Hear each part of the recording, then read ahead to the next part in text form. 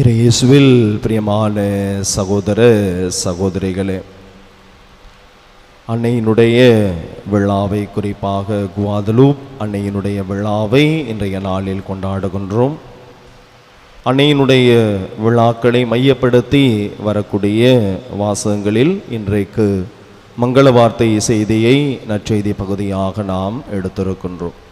அதிலே வரக்கூடிய ஒரே ஒரு வாக்கியத்தை மட்டும் இன்றைய நாளில் இறை சிந்தனைக்காக நாம் எடுத்துக்கொள்வோம்.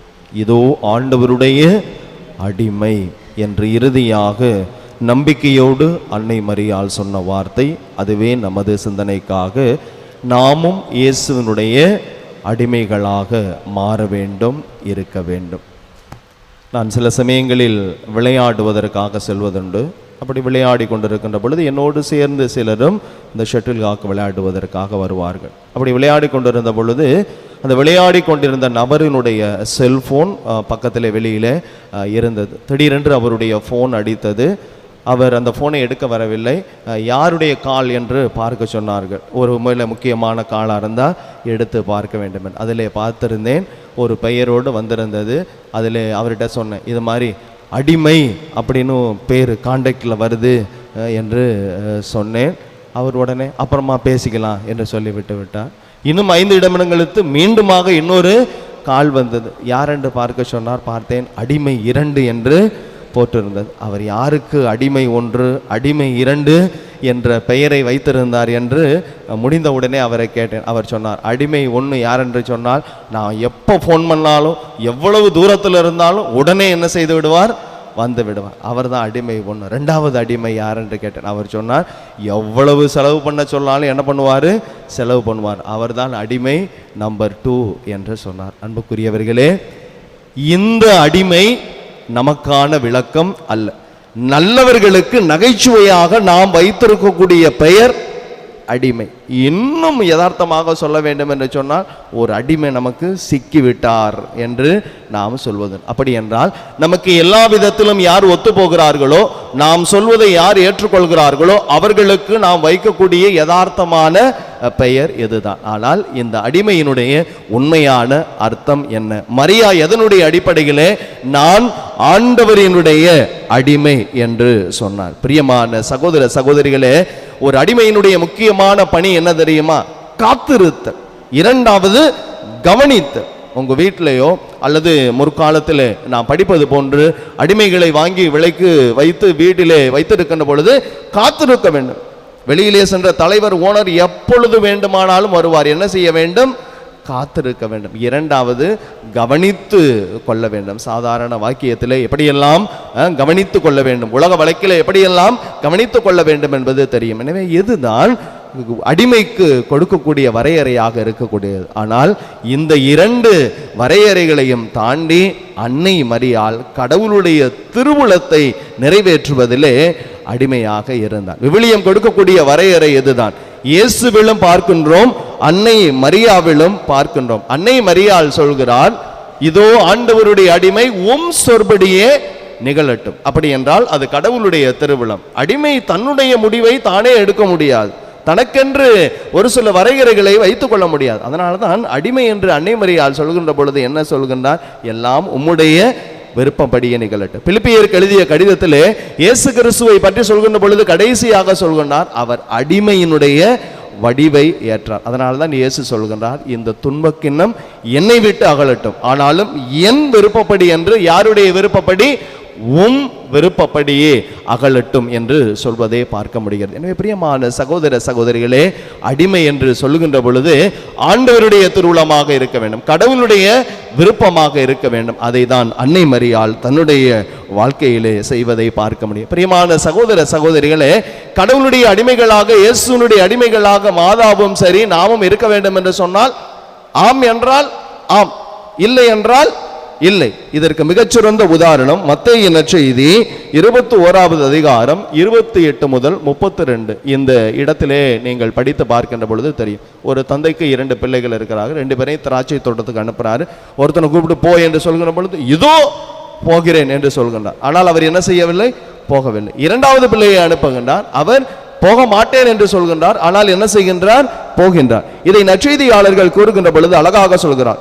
முதலிலே அவர் தயக்கம், அதாவது போக மாட்டேன், ஆனால் பிறகு மனதை மாற்றி போகின்றார். இரண்டாவது நபர் ஏற்றுக்கொள்கிறார், போகிறேன் என்று சொல்கிறார், ஆனால் பின்பற்றவில்லை, பிறகு போகவில்லை. எனவே ஆம் என்று சொல்லி பிறகு இல்லை என்று சொல்வதோ, இல்லை என்று சொல்லி ஆம் என்று சொல்வதோ அடிமைக்கான யதார்த்தமான நிலை அல்ல.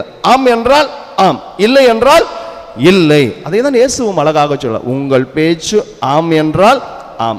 let your yes be yes, let your no be no. உங்களுடைய பேச்சு ஆம் என்றால் ஆம், இல்லை என்றால் இல்லை என்று இருக்கட்டும். அதனால்தான் அன்னை மரியாள் சொன்னால், ஆம் இதோ ஆண்டவருடைய அடிமை. எனவே இயேசுவின் அடிமைகளாக, இயேசுவை பின்பற்றக்கூடிய பிள்ளைகளாக, பிரியமானவர்களே, அடிமை என்று சொன்னால் அடிமைத்தனம் என்பது கிடையாது. கடவுளுடைய திட்டத்திற்கு நாம் இசைந்து போவது, அதை தான் இன்றைய நற்செய்தியினுடைய அடிப்படையிலே நாம் அழகாக பார்க்கின்றோம். பிரியமானவர்களே, இந்த அடிமை என்ற நிலையை குறிப்பாக கன்னிமரியால் அவருடைய நிலையிலிருந்து நாம் புரிந்து கொள்ள வேண்டும் என்று சொன்னால், ஊதாரி மைந்தன், லூக்கா நற்செய்தி 15வது அதிகாரத்தில் 29வது இறைவசனம். அந்த பெரிய ஓமை உங்கள் அனைவருக்குமே தெரியும். 2 மகன்கள் வாங்கி கொண்டு போகின்றான், பிறகு எல்லாவற்றையும் செலவழித்து விட்டு கடைசியாக வருகிறான். வீட்டிலே பெரிய விழாக்கோளம். மூத்த மகன் வருகின்றான். அவன் சொல்லக்கூடிய வார்த்தை இதுதான், நான் இதோ பாரு, இத்தனை ஆண்டுகளாக நான் உனக்கு அடிமை போன்று வேலை செய்கின்றேன். அவன் சொல்லக்கூடிய வாக்கியம், விவிலியம் தரக்கூடிய விளக்கம், அடிமை போன்று வேலை செய்கின்றேன். நான் அடிமை போன்று வேலை செய்கின்றேன் என்பதற்கு அந்த மகன் தரக்கூடிய காரணம் 2 தான். ஒன்று, உன்னுடைய கட்டளைகள் ஒருபோதும் நான் என்ன செய்வதில்லை, மீறியதில்லை. 2வது, என் நண்பர்களோடு விருந்து கொண்டாட எனக்குன்னு நான் எதையுமே உன்னிடத்தில் கேட்டதும் இல்லை, நீர் எனக்கு தந்ததும் இல்லை. இதை அப்படியே மாதாவுக்கு பொருத்தி பாருங்க.